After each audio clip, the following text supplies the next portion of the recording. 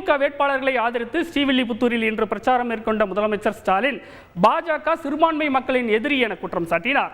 இதேபோல் அதிமுக வேட்பாளர்களை ஆதரித்து எடப்பாடி பழனிசாமியும் பிரச்சாரம் மேற்கொண்டார். அரசியல் கட்சிகளின் அனல் பறந்த இன்றைய பிரச்சாரங்கள் குறித்து விவரிக்கிறது பின்வரும் தொகுப்பு. திமுக மற்றும் கூட்டணி கட்சி வேட்பாளர்களை ஆதரித்து சூறாவளி பிரச்சாரம் மேற்கொண்டு வரும் முதலமைச்சர் ஸ்டாலின் விருதுநகர் மாவட்டம் ஸ்ரீவில்லிபுத்தூரில் இன்று நடைபெற்ற பொதுக்கூட்டத்தில் தென்காசி, விருதுநகர் தொகுதிகளில் போட்டியிடும் வேட்பாளர்களை அறிமுகம் செய்து பிரச்சாரம் மேற்கொண்டார்.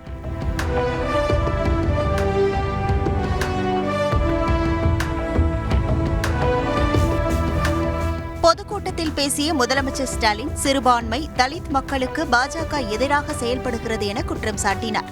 ஒடுக்கப்பட்ட மக்கள் படிக்கிறத, பெரிய பொறுப்புகளுக்கு போறத காலங்காலமாக தடுத்த இவங்க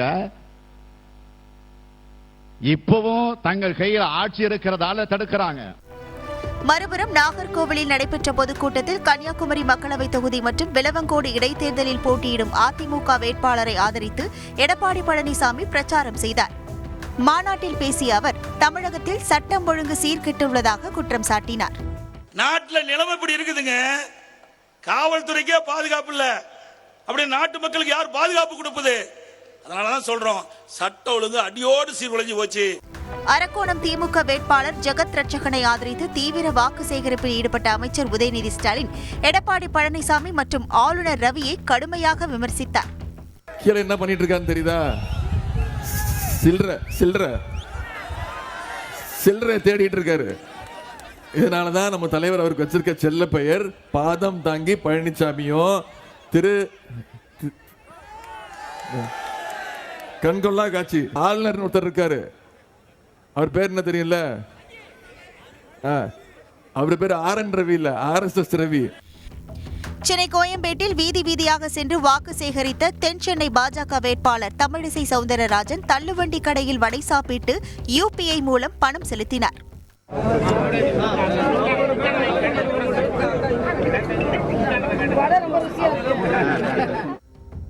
தள்ளுவண்டி கடையிலும் டிஜிட்டல் பேமெண்ட் முறை இருப்பது பிரதமர் மோடியின் சாதனை என தமிழிசை பெருமிதம் தெரிவித்தார். வடை போச்சு, நீங்க வடை வியாபாரம்லாம் செய்ய முடியாது, வடை கையில் எங்களுக்கு கிடைச்சிருச்சு, உங்களுக்கு தான் வடை போச்சு, அதனால எங்களுக்கு ஒன்றும் இல்லை. ஒரு அக்கா வியாபாரம் செய்கிறாங்க, டிஜிட்டல் பேமெண்ட் இருக்கு, அதனால நீங்க மோடி அவர்கள் பிரச்சாரம் செய்ய வேண்டாம், நான் பிரச்சாரம் செய்ய வேண்டாம், இந்த மக்களே தனது பிரச்சாரத்தை தொடங்கி இருக்கிறார்கள் என்பதுதான் எனது கருத்து. கோவையில் அண்ணாமலையை எதிர்த்து பிரச்சாரம் செய்த அமைச்சர் TRB ராஜாவிற்கு திமுக நிர்வாகி ஒருவர் ஆட்டுக்குட்டியை பரிசாக வழங்கியது கவனம் பெற்றது.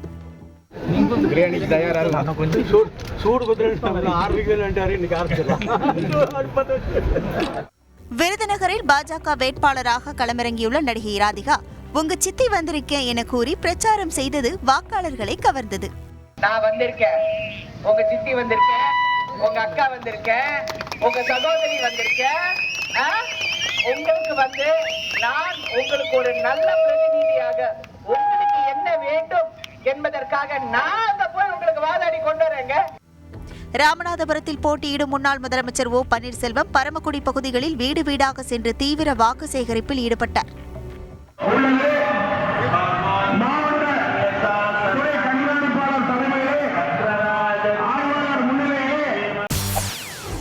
செய்திகளை உடனுக்குடன் தெரிந்து கொள்ள உடனே சப்ஸ்கிரைப் பண்ணுங்க.